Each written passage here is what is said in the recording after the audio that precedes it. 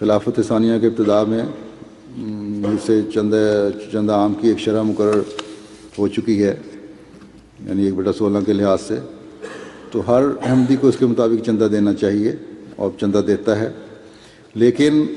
اگر مالی حالات اجازت نہ دیں تو اسی اجازت کے ماتحت جو حضرت مسیح موعود علیہ السلام نے فرمائی ہے چھوٹ مل سکتی ہے، لیکن ہمیشہ ہر احمدی کو یہ پیش نظر رکھنا چاہیے کہ اللہ تعالیٰ ان کی توفیقوں کو جانتا ہے، اس لیے تقویٰ پر چلتے ہوئے اگر وہ سمجھتے ہیں کہ ان کو اپنے چندوں میں کمی کرنی چاہیے تو بے شک کریں، لیکن اس کے لیے ایک طریق ہے جماعت میں کہ خلیفہ وقت سے اجازت لے لیں کہ میرے حالات ایسے ہیں جس کی وجہ سے میں پوری شرح سے چندہ نہیں دے سکتا، ادائیگی نہیں کر سکتا، لیکن اپنے آپ کو مکمل طور پر مالی قربانی سے فارغ نہ کریں۔ اللہ تعالیٰ نے قرآن کریم میں بے شمار جگہ دفعہ اس طرح توجہ دلائی ہے، اور ابتدا میں ہی سورہ بقرہ میں متقیوں کی نشانی یہ بتائی ہے کہ نماز پڑھنے والے، باتیں کرنے والے اور اللہ کی راہ میں خرچ کرنے والے ہیں جو متقی ہیں۔ بس جب آپ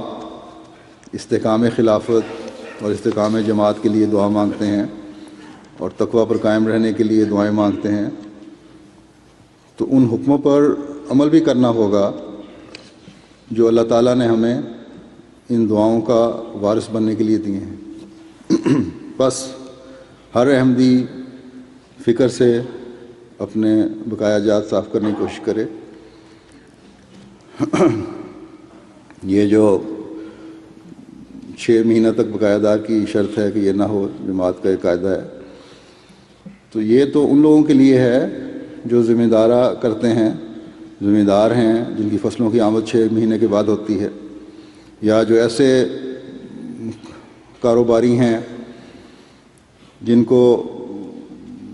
کسی وقفے کے بعد یا کچھ عرصے کے بعد منافع ملتا ہے۔ ملازم پیشہ اور تاجر پیشہ جو لوگ ہیں جن کو ماہوار آمد ہے، ان کو تو فکر کے ساتھ چندوں کی ادائیگی کرنی چاہیے ہر ماہ، اور جماعت میں ہزاروں ایسے ہیں جو اس فکر کے ساتھ ادائیگی کرتے ہیں اور پھر اللہ تعالیٰ کے فضلوں اور اپنے پیسے میں برکت کے بے شمار نظارے دیکھتے ہیں۔ یہ جو حدیث بیان کی جاتی ہے کہ ایک ذمہ دار کو اللہ تعالیٰ اس طرح نوازتا تھا کہ جب اس کو پانی کی ضرورت ہوتی تھی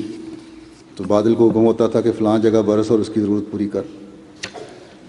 تو اس ذمہ دار کی یہی خوبی تھی کہ اپنی آمد میں سے